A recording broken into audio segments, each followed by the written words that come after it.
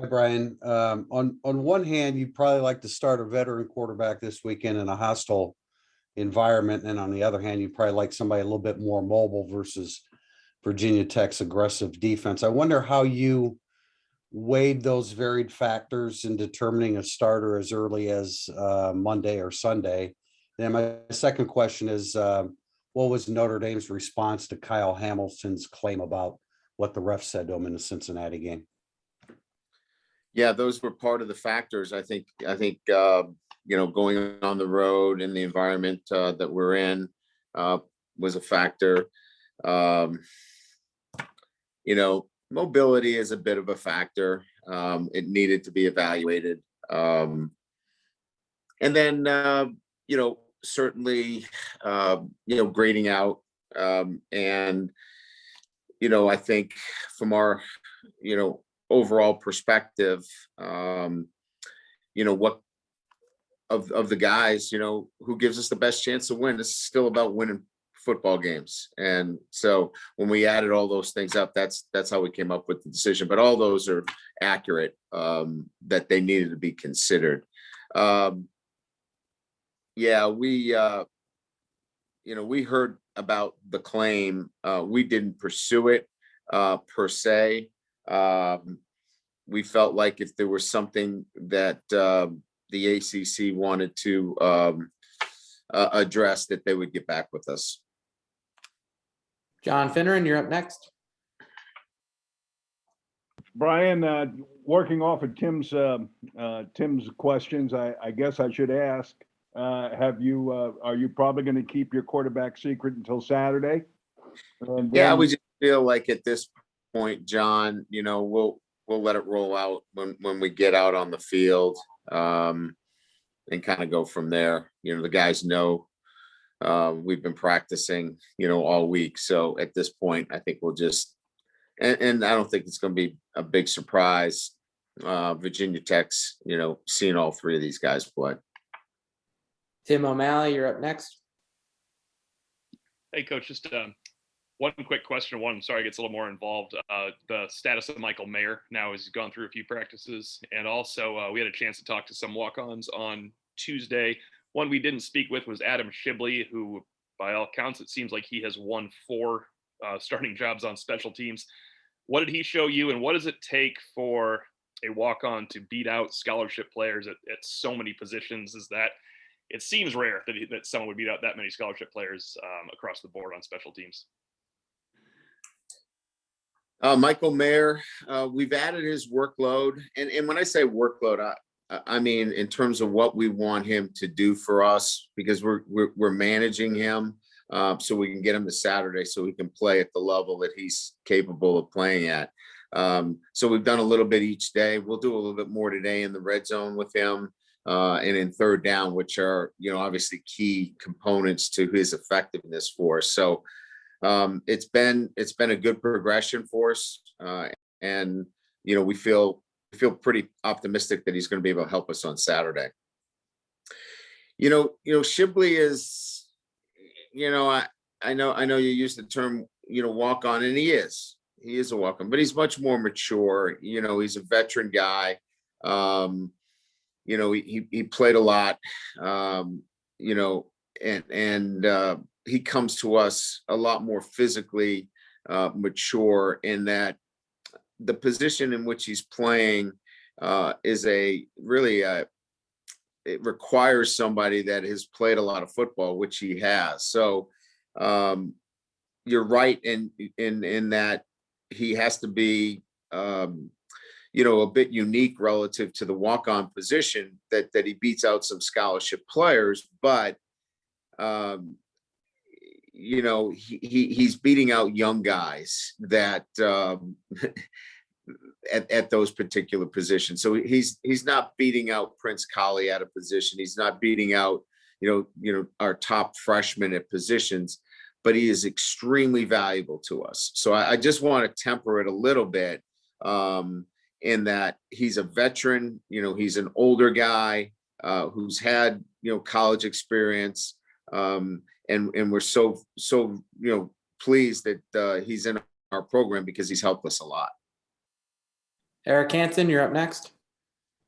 Hey, Brian, I got two very unrelated questions. The first one has to do with Kevin Bauman. I think his initial prognosis was 6 weeks. I wonder if you remain on track with that timeline.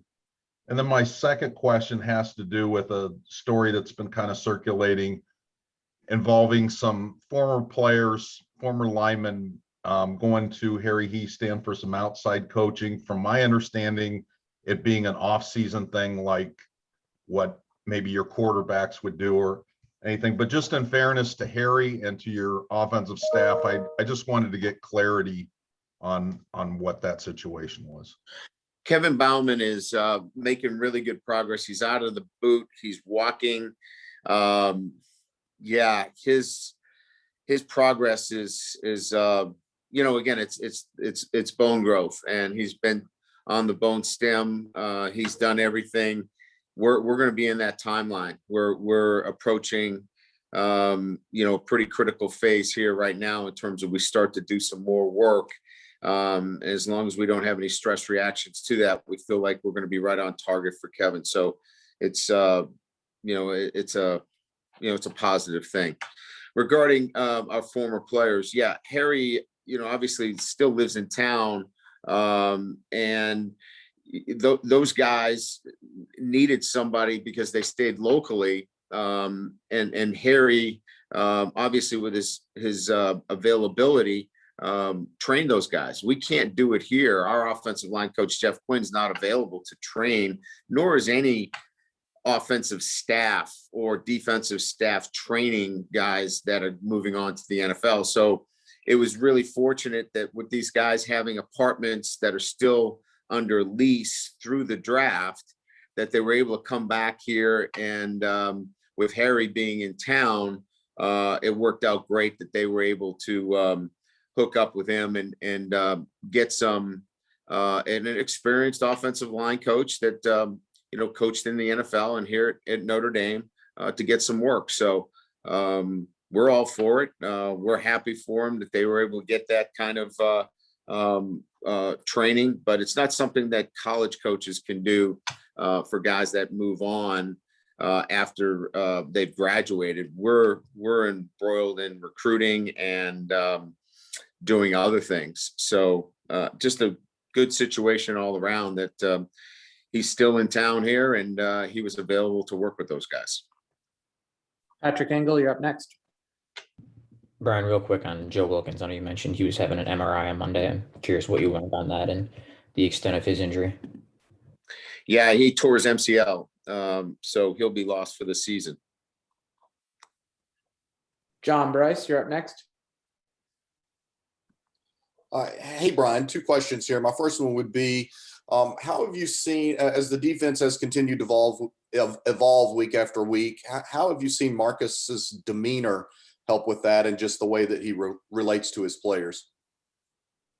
Well, I think he's got a great relationship with his players. I think, anytime a new coach comes in, I think it's about developing relationships, which he began that process in the spring and, continues to build that, throughout the season. And it's about consistency. It's about relationships. It's about trust. It's about our process and delivering it consistently on a week-to-week basis. So, I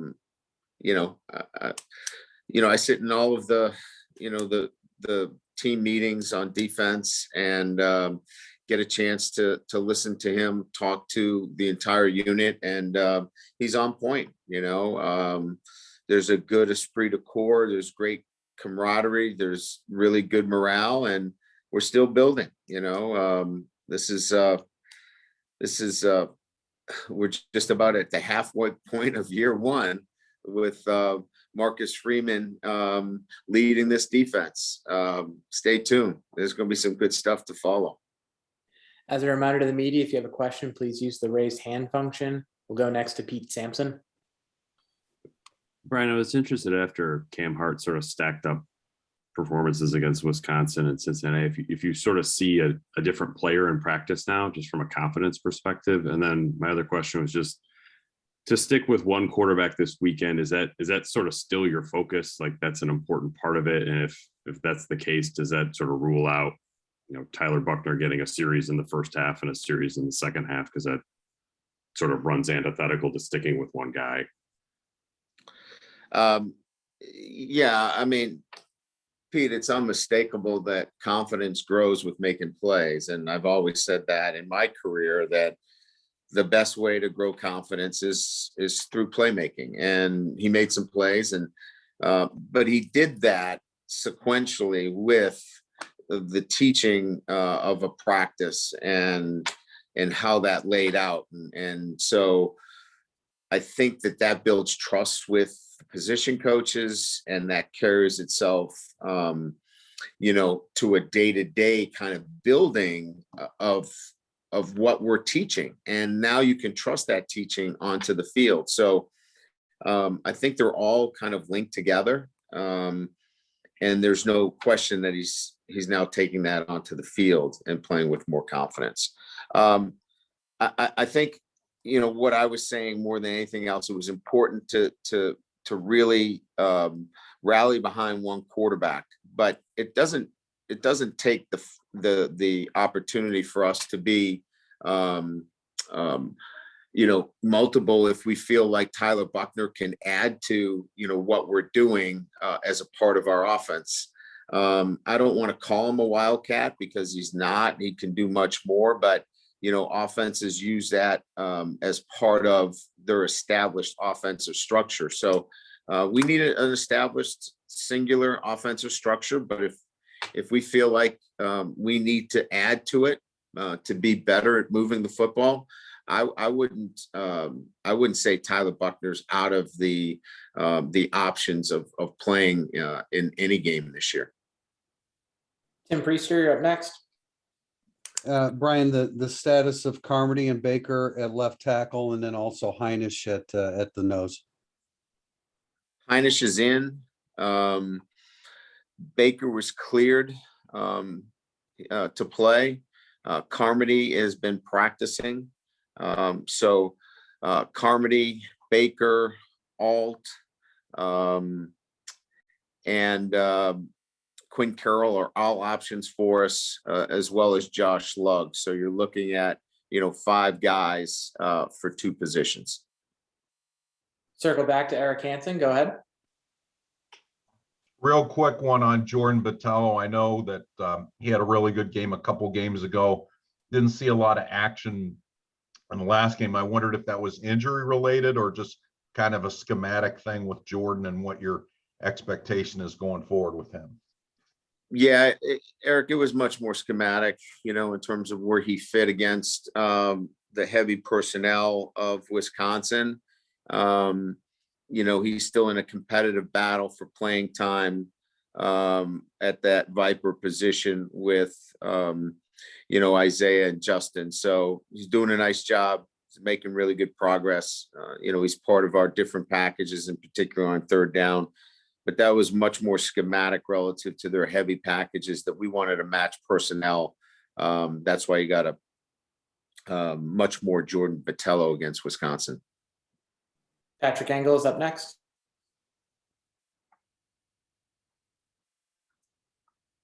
Patrick went home. No, he's good. I'm here. Brian, when you look at both the Mike and rover positions where you have a couple of guys rotating in there, I guess how important do you feel like it is to eventually try to get to that spot with JD to get him some rest? And how close do you think Prince Collie is to potentially being that guy? I think it's crucial. I think it's absolutely crucial that we get JD, some strategic time off the field, right? We want to pick our spots. It's the same thing with Kyle Hamilton. We've got to be really cognizant of the amount of plays, and time and place is important too, right? I don't want to be without these guys in key third down situations where we are on the field, red zone, things of that nature. But we got to take some of the reps off of them.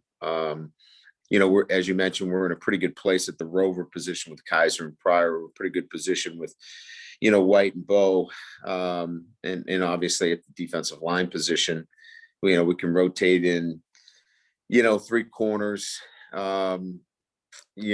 This is an issue that needs to continue to be worked at. And we're at it. Yeah, we realize it. And, we're trying to come up with, better solutions. All right, we'll wrap it up with John Bryce. Thanks, Matt. Brian, I wanted to ask you something a little bit about recruiting, just with more guys enrolling at mid-year as true freshmen or the onset of the transfer portal and grad transfers. How have you seen the roles evolve and change, maybe for like Aaron and Bill and Dave Poloquin? And then what have you seen Chad Bowden and Dre Brown specifically bring to your recruiting efforts? They're the, all of the guys that you mentioned, play a pivotal role in the recruiting, whether it be on recruiting weekends. We had a huge one against Cincinnati. The organization, Mackenzie Zanow, who does our on-campus. Mackenzie does an incredible job. So, there's so many pieces to this. It's such a large organization right now. And there's so many moving pieces, from Bo, who works in our digital media, Riley Fagman, who handles things on a day-to-day basis with our recruiting staff and ambassadors. You mentioned Bill Reese and DP, Aaron Kearney. There's just so many guys that are involved in this. But I will point out that Chad and Dre, they kind of keep things together for us while we're on the field recruiting. They're recruiting, during those practice hours. They're on the phone with recruits. They're talking to them, staying in touch, while we're, preparing our football team. So it's this high touch, high contact that's required now. You can't have these lapses where you're not heard from for, 2 or 3 days or a couple of weeks. There has to be this high contact all the time. And that's what our staff is doing a really good job of. And they're keeping us on, on task. I get a text list every morning, in terms of what texts I need to get out.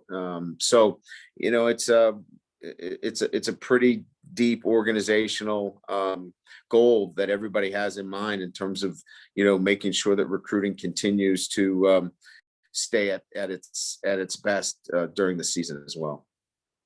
That's all the time we have. Thanks a lot, Coach. All right. Thank you.